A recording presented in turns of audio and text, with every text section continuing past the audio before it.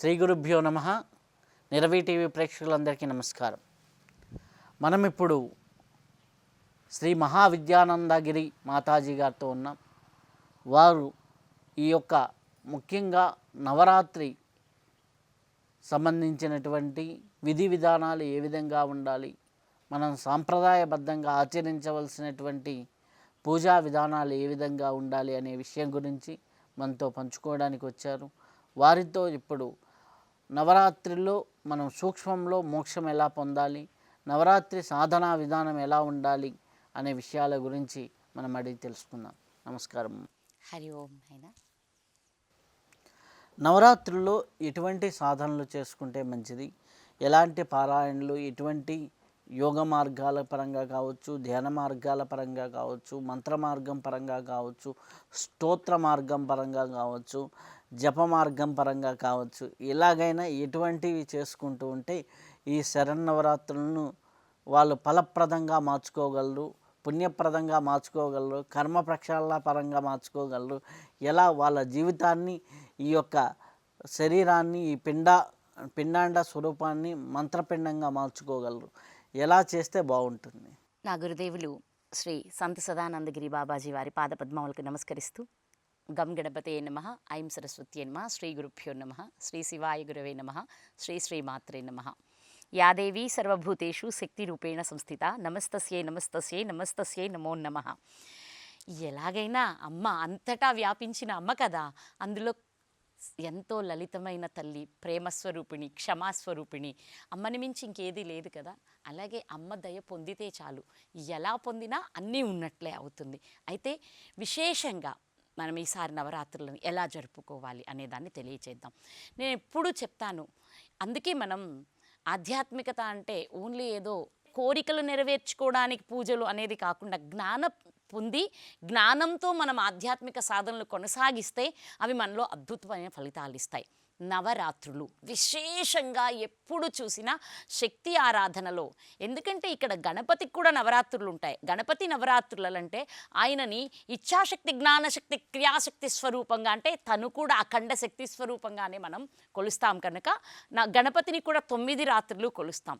ఈ నవరాత్రులకి ఏమిటి విశేషం, అసలు నవరాత్రులని ఎందుకు అంటున్నారు, అమ్మని నవరూపాలలో నవశక్తిగా నవనామాలతో ఎందుకు కొలవాలి అంటే, మన ఈ శరీరం స్థూలానికంటే ముందు సూక్ష్మంగానే ఉంటుంది. అంటే చెట్టు తెలుసు కదా, చెట్టు కంటికి కనిపిస్తుంది, వేర్లో కంటికి కనిపించవు. ఆ కంటికి కనిపించని వేర్లే చెట్టు ఉండడానికి ప్రధానం. చెట్టు మొత్తం తీసి కొంచెం చిన్న ఇదుంచినా వేర్లుంటే చెట్టు మళ్ళా చిగురిస్తుంది. కానీ వేర్లు తీసేసి చెట్టు ఎంత తీసుకెళ్ళి నాటినా ఏమీ మిగలదు. అలాంటిదే కంటికి కనిపించని అత్యంత సూక్ష్మదేహాన్ని మనం గుర్తించుకుని పారాయణ సాధన చేస్తే అద్భుత ఫలితం వస్తుంది. ఈ సూక్ష్మ శరీరంలో శక్తి స్థానాలు 9 ఉంటాయి. అలానే 9ఏనా అమ్మ అంటే అలా కాదు, చాలా ఉంటాయి. కానీ ఇక్కడ మనం ముఖ్యంగా మాట్లాడుకోవాల్సింది, మనం షట్చక్రాల గురించి వింటాము. షట్చక్రాల తర్వాత మళ్ళీ సప్తచక్రం, 7వది సహస్రారం గురించి కూడా మాట్లాడుకుంటాం. కానీ నవరాత్రులలో నేను ఎప్పుడైనా విశేషంగా 9 చక్రాల గురించి మాట్లాడతాను. ఎందుకంటే ఒక్కొక్క చక్రాలో శక్తిని జాగరణ చేసుకుంటూ 9 చక్రాలు దాటి 10వ చక్రమైన సహస్రారానికి చేరి అక్కడ శివశక్తైక స్వరూపం, అంటే ప్రకృతి పురుషులు లేదా చైతన్య శక్తి ఏకమై మనలోకి కురిపించే ఆ అమృతధారని ప్రతి మానవుడు అనుభవించడమే నవరాత్రి యొక్క పరిపూర్ణ ఉపాసన అవుతుందన్నమాట. ఇప్పుడు శక్తి జాగరణ దినదినాభివృద్ధిగా మంత్ర సాధనలో చేయాలన్నా, విడి రోజుల్లో చేయాలన్నా కొంచెం సమయం పడుతుంది. కానీ ఈ ఫ్రీక్వెన్సీ ఇప్పుడు నవరాత్రులలో విశ్వంలోని ఎనర్జీకి మనలోని ఎనర్జీకి చాలా దగ్గరగా ఉండే ఫ్రీక్వెన్సీ వేవ్ మూమెంట్ జరుగుతూ ఉంటుందన్నమాట ఈ నేచర్లో. అందుకే విశేషంగా కొన్ని రోజుల్ని మనం నవరాత్రులు అంటూ, ఈ శరత్కాలం మొదలైనప్పుడు ఆశ్వేజ మాసంలోనే ఈ నవరాత్రులు ఉంటాయి అంటూ చెప్పడానికి కాలం ఏంటంటే, there is a moment of frequency of energy. ఆ మూమెంట్ ఇప్పుడు విశ్వంలో జరిగే ఈ ఎనర్జీ మన ఈ విశ్వంలో కూడా, అంటే ఈ దేహంలో అతి త్వరగా శక్తిని జాగరణ చేసే శక్తి కలిగి ఉంటుందన్నమాట. అందుకని ఇప్పుడు మనలోని శక్తిని జాగరణ చేసుకొని మనం సిద్ధి పొందడానికి, అమ్మవారి అనుగ్రహం పూర్ణంగా పొందడానికి ఈ 10 రోజులే చాలు. నవరాత్రులు దశమి. దశమి అనేది అత్యంత ముఖ్యం. మళ్ళీ 9 రాత్రులు చేసి అయిపోయింది అనకూడదు. దశమి రోజు పూర్ణాహుతి చేసుకోవడమే నవరాత్రులతోటి పూర్ణమవుతాయి. దశమి పూజ లేకుండా, దశమి రోజు దశవిధ నైవేద్యాలని ఆరగించకుండా అమ్మకి పెట్టడం అంటే అక్కడ ఇలా పెట్టిన తర్వాత విశ్వంలోకి చేరుతుంది. ఈ నైవేద్యాల్లోని శక్తి విశ్వంలోని నేను చెప్పిన ఎనర్జీ తీసుకుంటుంది. తర్వాత అదంతా ఈ శరీరంలో అప్పటి వరకు జాగరణ అయిన అమ్మకు కూడా ఈ నైవేద్యాలు ఎంతో అవసరం అన్నమాట. అందుకే మన పెద్దలు పలానా రోజు ఇన్ని ఎక్కువ నైవేద్యాలు తినండి, పిండి వంటలు చేసుకోండి అని చెప్పడానికి కారణం కూడా అదే. తినాలి అంతే. వినాయక చవితి రోజు ఎక్కువగా తినమంటుంది మనల్ని శాస్త్రం. అర్థమవుతుందా? అది జరగాల్సిందే. ఇప్పుడు మనం విశేషంగా నవరాత్రులలో ఏ రోజు ఏ చక్రాలో అధిష్టాన దేవత ఎవరు, ఆ అధిష్టాన దేవతని మనం ఎలా పూజించాలి, ఆ తల్లికి పెట్టుకోవాల్సిన నైవేద్యం ఏంటి, అలాగే మీరు ఈరోజు ఇక్కడ వచ్చి ఉన్నారు కాబట్టి మీరు జ్యోతిష్ శాస్త్రంలో అఖండ జ్ఞాన సంపన్నులు కాబట్టి ఈ 9 రోజుల్లో 9 గ్రహాల అనుగ్రహాన్ని కూడా పొందడం ఎలా అనే విధానాన్ని కూడా మనం ప్రేక్షకులకు తెలియచేసి వాళ్ళందరూ గ్రహానుకూలతని, జగన్మాత అనుగ్రహాన్ని పొందేలా చేద్దాం. అది విశేషంగా మాట్లాడుకుందాం. ముందు నవరాత్రుల విశిష్టత మనం చెప్పుకున్న తర్వాత గణపతి నవరాత్రులు చేశాం. అంటే ముందే చెప్పుకున్నాం మనం ఏంటంటే ముందు గణపతితోనే ప్రారంభం అవ్వాలి. గణపతి అవేకన్ అయితేనే తర్వాత శక్తి జాగరణ మొదలవుతుంది. కాబట్టి గణపతి నవరాత్రులు పూజ చేసుకున్నప్పటికీ నవరాత్రి పూజ ప్రారంభం రోజు తప్పనిసరిగా మీ ఇంటి ఆచారం ఏదైతే అదే ఆచరించండి. ఎవరైనా లేని దాన్ని కొత్తగా తీసుకొచ్చి ఆపాదించకండి. అది మీకు అవసరం లేదు. మొట్టమొదట మీ ఇంట్లో ఫోటోలు పెట్టుకొని పూజ చేయటమే ఆచారంగా ఉంటే అలాగే చెయ్యండి. లేదు మీకు ఏదైనా అంగుష్ట మాత్రమైనా, లేదు ఇంకా ఏమాత్రమైన విగ్రహారాధన అలవాటు ఉంటే అదే చెయ్యండి. కాదు మీకు అనాదిగా కలశ స్థాపన ఉంటే కలశాన్ని స్థాపించండి. కానీ ఇప్పుడు కొత్తగా మాత్రం కలశాలు స్థాపించవద్దు. కొత్తగా ఏ ఆచారం లేని వాళ్ళు వచ్చేసి కలశాలను స్థాపించవద్దు. కలశంలాగే స్థాపించండి. ఎందుకంటే కలశానికి ఒక రాగి చెంబు, ఒక జాకెట్ ముక్క, ఒక కొబ్బరికాయ చాలు. అంతేకాని లేనిపోని అలంకరణలు అంటూ ఏ పదార్థంతో తయారు చేశారో తెలియని, ఏ రకమైన దృష్టి ఉంది, ఏ రకమైన ఎనర్జీ జరుగుతోంది ఆ ప్రతిమలో అనేది తెలియకుండా ఏ ప్రతిమలంటే ఆ ప్రతిమలు తెచ్చి పెట్టుకోకండి. ఓన్లీ కలశానికి కొబ్బరికాయ మాత్రమే. ఎందుకంటే ఇది పూర్ణ కలశం. పూర్ణత్వానికి ఎప్పుడైతే మనం కొత్త కొత్త అలంకరణలు తీసుకొస్తున్నామో అది దోషమవుతుంది. అలాగే కాళ్ళు, చేతులు ఇలాంటి అలంకరణలు కూడా పెట్టకండి. ఏం చేస్తారు? ఈ చేతి ముక్క అవతలి విసిరేస్తాం, ఈ కాలి ముక్క అంటే ఖండఖండాలుగా అమ్మని పూజించడంలో కూడా పూర్ణత్వం సిద్ధించదు. అందుకే పూర్ణ కలశం ద్వారానే పూజించుకోమని చెప్తాను నేను. ముఖ్యంగా అలంకరణ, అమ్మవారికి నగలు పెడతారు చూసారా, ఏ నగలు పెడుతున్నారు అనేది కూడా చాలా ముఖ్యం. ఇనుముతోటి ఏయేయో తయారు చేసి రకరకాల అందంగా వాటికి పైనేదో మెరుగుపోసి మనకి నగిస్తే అది ఇనుమే అవుతుంది కానీ బంగారం కానేరదు కదా. మరి ఇనప నగలతోటి అమ్మవారిని అలంకరించి బంగారు గజ్జల లక్ష్మిని ఎలా ఆహ్వానిస్తారు మీరు ఇంట్లోకి? అది సాధ్యమా? ఇనుప గజ్జల తల్లే వచ్చి తిష్ట వేస్తుంది. కాబట్టి అమ్మవారిని అలంకరించే నగలు కూడా చాలా చాలా ముఖ్యం. అది కూడా వీళ్ళ భక్తులందరూ గుర్తుంచుకొని అమ్మని అలంకరించాలి. అంతేకాని ఏవంటే అవి పిచ్చి నగలు, పిచ్చి రకాలు, పిచ్చి బొమ్మలు, ఏ మెటల్తో విగ్రహాన్ని దేంతో తయారు చేశారు?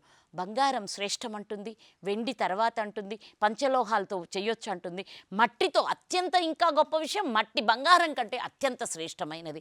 అవి కాకుండా ఇప్పుడు మన తెలంగాణలో చేస్తారు, పూలతో అమ్మని అలంకరించేస్తారు.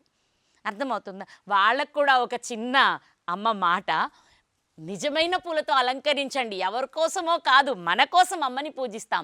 స్వచ్ఛమైన పూలతో అమ్మని బతుకమ్మని తయారు చేసి పూజించుకోండి. కాబట్టి ఇలా తయారు చేసుకోవాలి. అమ్మవారిని అలంకరించడానికి ప్లాస్టిక్ మాలలు, పిచ్చి పిచ్చి దండలు అవేమీ కూడా వాడొద్దు. ఇంతగా ఎందుకు చెప్తున్నాను అంటే మన దేశం, మన ధర్మం ఎంతో గొప్పది.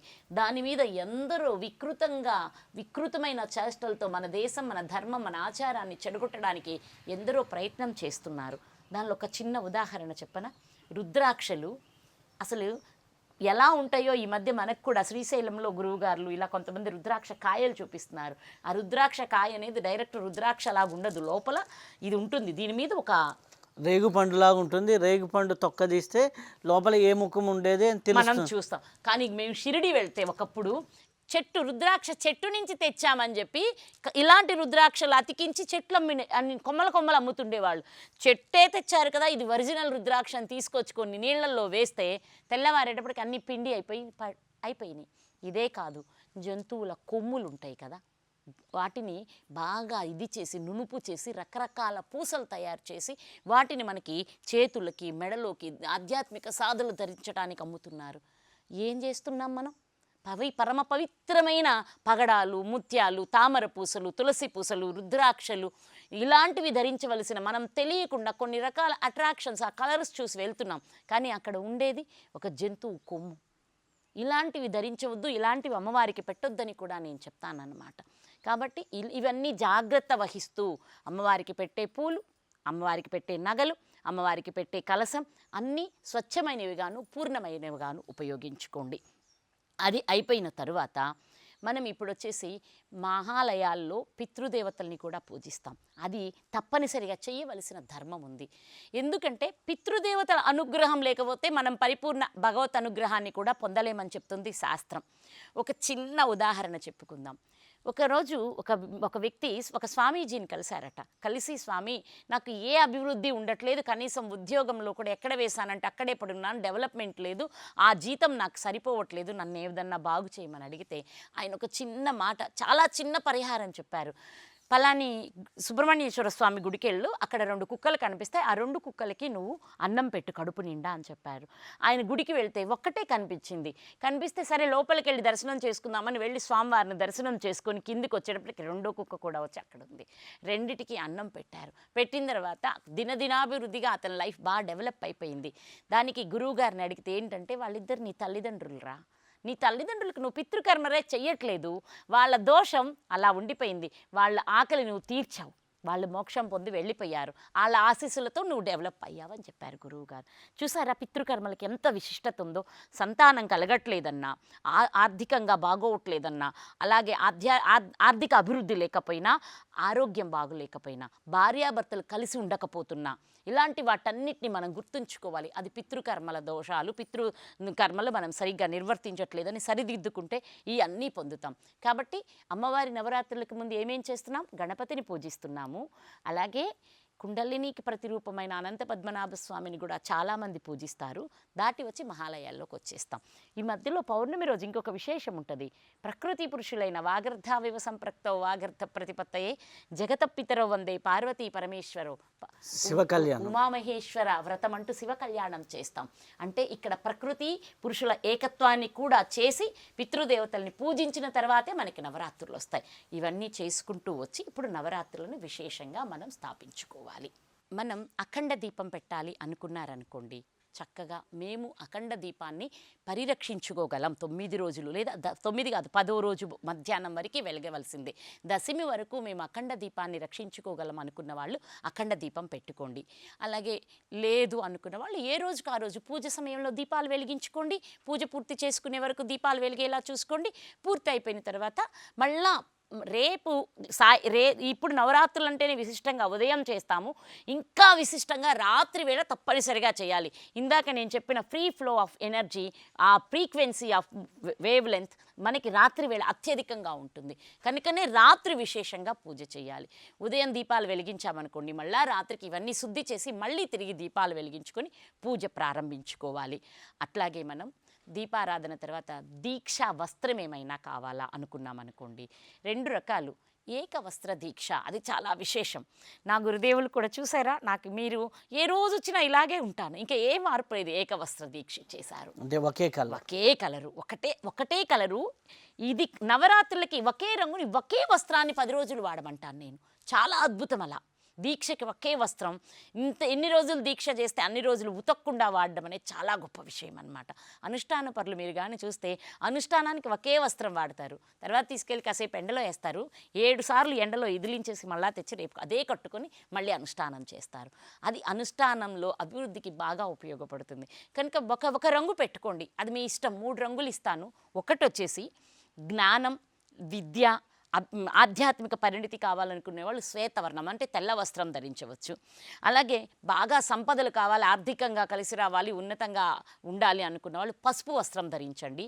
అలాగే ఉన్నత పదవులు, శత్రు బాధలు లేకుండా ఉండాలి, శక్తితో ఉండాలి, ఆరోగ్యంగా ఉండాలి అనుకున్న వాళ్ళు ఎర్ర వస్త్రం ధరించండి. ఈ మూడింట్లో మీకు ఏది నచ్చినా 3 రంగుల్లో ఒకటి తీసుకొని ఏకవస్త్ర దీక్ష చేయడం చాలా విశేషం. ఇలా కాదు ఇంకోటి చెయ్యొచ్చు. 9 రోజులు 9 రంగుల కొత్త చీరలు ధరిస్తామంటారా? వారాన్ని పట్టి గురువారం పసుపు, శుక్రవారం తెలుపు, శనివారం నీలం, ఆదివారం కెంపు రంగు, సోమవారం ముత్యం రంగు అంటే మనం హాఫ్ వైట్ అంటామే అలాంటిది కట్టుకోవచ్చు, మంగళవారం ఎరుపు, బుధవారం ఆకుపచ్చ. ఇలా విశేషంగా 7 వారాల నగరలాగా 7 వారాలకి సంబంధించిన గ్రహానుకూలతకు కావలసిన 7 రంగుల వస్త్రాలు ధరించి కూడా చేయొచ్చు. ఇది మీ ఇష్టం, మీకు ఏది బాగా కుదిరితే అది మీరు హాయిగా చేసుకోండి. అది మీకు స్వేచ్ఛ, మీకే ఇచ్చేస్తున్నాను. అది మీరు పూర్తి చేసుకోండి. ముందు గణపతిని పూజించి తర్వాత కలశ స్థాపన వాళ్ళు మాత్రం తప్పనిసరిగా బ్రహ్మగారిని పిలుచుకొనే కలశ స్థాపన చేయించుకోవాలి. కలశ స్థాపనకి తప్పనిసరిగా ముందు మనం గణపతి పూజ మహాగణపతిని హరిద్రంతో సిద్ధం, అది చేసిన తర్వాత మళ్ళా పుణ్యాహవచనం చేసుకోవాలి. ఇంకా స్వచ్ఛమైన గవ్యాలు దొరికే వాళ్ళైతే పంచగవ్యం కూడా చేసి పంచగవ్యాలతో స్థల శుద్ధి, భాండ శుద్ధి, దేహ శుద్ధి అన్నీ చేసుకొని తీసుకోవడం కూడా. పంచగవ్యాల అందుబాటులో లేని వాళ్ళు చక్కగా పుణ్యావచ జలంతో స్థలశుద్ధి, భాండశుద్ధి, వస్త్రశుద్ధి, దేహశుద్ధి, దేవతామూర్తుల శుద్ధి అన్నీ చేసుకొని చేయాలి. కలశ స్థాపనకి తప్పనిసరిగా పూజారి అవసరం. నవగ్రహాల మండపారాధన చెయ్యాలి. అదంతా పూర్తి చేసిన తర్వాత వేదోక్తంగా కలశాన్ని స్థాపించి అక్కడ ప్రాణప్రతిష్ఠ చేసి వారిస్తారు. ఆ తర్వాత నుంచి రోజు ఈ గృహస్థులే చేసుకోవచ్చు. మళ్ళీ రోజు పూజారి అవసరం అయితే లేదు. ప్రారంభం రోజు కలశం పెట్టుకునే వాళ్ళు తప్పనిసరిగా ఇదంతా చేయవలసింది. ఇదంతా లేకుండా ఏదో పెట్టాం అలంకరణ చేసామంటే పర్లేదు, మీరు వీడియోలకు బాగా పనికొస్తాయి, చేసి పెట్టేసుకోండి. యూట్యూబుల్లోనో ఎవరికో రీల్స్ పెట్టుకోండి, దానికి నాకు ఏ సంబంధం లేదు. అది ఫలితం మాత్రం మీకు సవ్యంగా రాకపోవచ్చు, ఇది మర్చిపోవద్దు. ఫోటో హాయిగా పెట్టుకోండి, మీ ఇష్టం. లలితాదేవి ఫోటో పెట్టుకోవచ్చు, దుర్గాదేవి ఫోటో పెట్టుకోవచ్చు. మనం దుర్గా నవరాత్రులు అంటాం, అర్థమవుతుంది, దేవీ నవరాత్రులు అంటాం కనుక దుర్గాదేవిని హాయిగా పెట్టుకోవచ్చు, లలితాదేవి ఫోటో పెట్టుకోవచ్చు. ఇప్పటికే మీకు విగ్రహాలు ఉన్నాయి అనుకోండి, విగ్రహాన్ని మీరు ఆచారంలో ఉన్నారు కాబట్టి విగ్రహాన్ని పెట్టి చెయ్యొచ్చు. శ్రీచక్రం మేరువు ఉంటే శ్రీచక్రాలు మేరువుల్ని కూడా కుంకుమలతోని, పసుపులతోని, అలాగే పుష్పాలతోని పూజించుకోవచ్చు. ఇవి అన్నిటికీ మళ్ళా సంశయాలు ఏమీ అవసరం లేదు, క్లియర్గా ఇస్తున్నాను కాబట్టి దీన్ని మీరు యథాతథంగా 1కి 2 సార్లు విని అర్థం చేసుకొని ఆచరించండి. ఇంకా విగ్రహారాధన అలవాటు లేని వాళ్ళు హడావిడిగా ఏంటి అవి తెచ్చుకోవద్దు.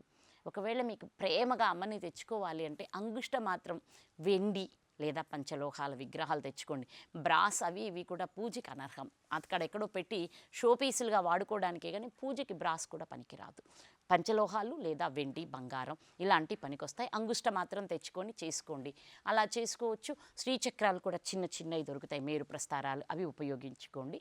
ఈ విధానంలో ప్రతిరోజు ఉదయం సాయంత్రం అమ్మవారిని పూజిస్తూ మీకు రోజుకొక నైవేద్యం ఉంటుంది, రోజుకొక అమ్మవారి రూపం ఉంటుంది, రోజుకొక శక్తి క్షేత్రం చెప్తాను. ఆ శక్తి క్షేత్రానికి అధిష్టాన దేవత నామం ఏంటో చెప్తాను. ఏ నామం మీరు విశేషంగా చేసుకోవాలో తెలియచేస్తాను.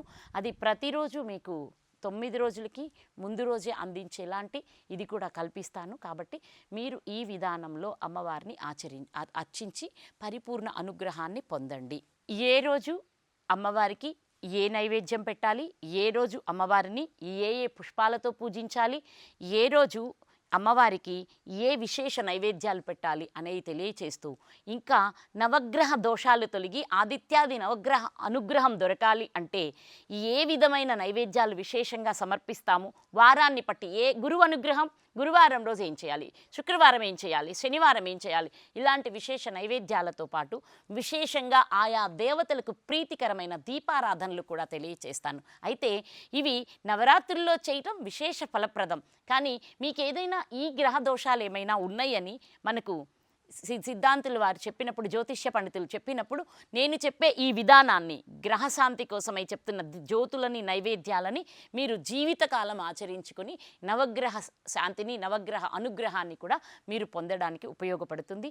అవి అన్నీ కూడా నేను విశేషంగా మీకు ప్రతిరోజు ఏం చేయాలనే విషయాన్ని 9 రోజులకి 9 చిన్న చిన్న రీల్స్ మీకు నేను అందించడం జరుగుతుంది.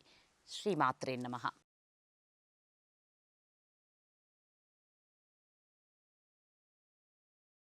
ఇప్పటి వరకు అద్భుతమైనటువంటి జ్ఞానాన్ని మనం స్వీకరించాం.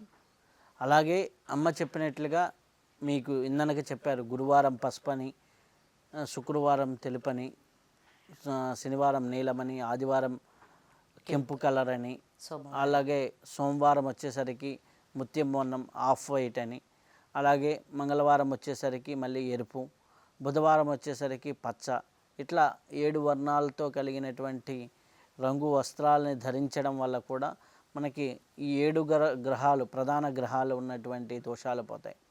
అలాగే మనకి నివేదనలు ఇచ్చేటప్పుడు కూడా మనకి గురువారం శనగలతో, అలాగే మనకి ఏ వారానికి సంబంధించిన గ్రహం ఉంది ఆ గ్రహానికి సంబంధించినటువంటి విధానాలు, బుధవారం పెసలు, అలాగే మనకి కందులు వచ్చేసరికి మంగళవారం, అలాగే మనకి బియ్యం అంటే పాయసము పాలతో కలిపింది మనకి సోమవారం, అలాగే గోధుమ వంటలతో కూడింది ఆదివారం, అలాగే మనకి ఈ యొక్క నువ్వుల వంటలతో కూడింది శనివారం. ఇట్లా మనకి నవగ్రహ దోషాలు కూడా పోతాయి. ఇది ఈ నవరాత్రుల్లోనే కాదు, ఆయా గ్రహాలు ఉన్నవారు ఆయా దేవతల్ని, ఆయా యొక్క గ్రహాలని సంబంధించినటువంటి వాటిని కూడా చేసుకుంటూ ఉంటే బాగుంటుంది. అలాగే గురువు బాలేడంటే దక్షిణామూర్తి గణపతి, అలాగే అమ్మవారి ఆరాధన ఎట్లా నవరాత్రుల్లో చేస్తున్నాం కాబట్టి శుక్రుడు శాంతికి అమ్మవారి కుంకుమార్చన శుక్ర శాంతి అవుతుంది. మనకి శివయ్యకి అభిషేకము, శివయ్యకి సంబంధించినటువంటి విధి విధానాలు చేస్తే మనకి శని శాంతి జరుగుతూ ఉంటుంది. అలాగే మనకి ఎవరైనా సరే వస్త్రదానం చేసిన, సన్యాసులకు దీక్షా వస్త్రాలు ఇచ్చిన, ఇటువంటి దాన కార్యక్రమాలు, పూజారికి వస్త్రాలు సమర్పించిన, మనకి వస్త్రదానం అయితే చంద్రశాంతి జరుగుతుంది, కాషాయ వస్త్రాలు మనం ఇస్తే సూర్యశాంతి జరుగుతుంది. అలా మనకి సూర్యగ్రహ అనుగ్రహం కలుగుతుంది. అలాగే తండ్రి సమానులకి నమస్కారం చేసిన, పితృ సమానులకి నమస్కారం చేసిన బాబాయిలు, తండ్రులు తండ్రి సమానులకి గౌరవించే ఆటోమేటిక్గా మనకి రవిశాంతి జరుగుతుంది. తల్లి సమానులకి నమస్కరించి గౌరవిస్తే మన చంద్రశాంతి జరుగుతుంది. అలాగే సోదర సమానుల్ని గౌరవిస్తే కుజశాంతి జరుగుతుంది. అలా మనకి విద్యా విధానంలో ఉన్న వాళ్ళకి, విద్యార్థులకి సహకరిస్తే బుధశాంతి జరుగుతుంది. మన ఆలయాలకి రక్షణ కల్పిస్తే, జీర్ణోద్ధరణకి రక్షణ కల్పిస్తే కేతుశాంతి జరుగుతుంది. ఇలా మన నవగ్రహ శాంతికి ఈ నవరాత్రులను ఉపయోగించుకుంటూ మనం తరిద్దాం, మన జీవితాలని పండించుకుందాం. శుభం భూయా, సర్వే జన సుఖినో భవంతు.